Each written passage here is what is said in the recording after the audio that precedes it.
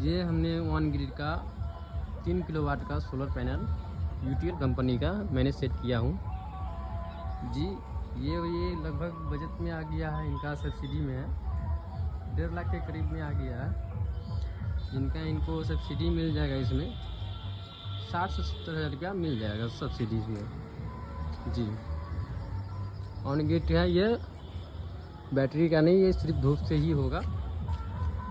3 kilowatt का ये solar panel, ये 6 ही पैनल है, इसमें 6 ही पैनल सेट किया गया है। इसका 3 किलोवाट है।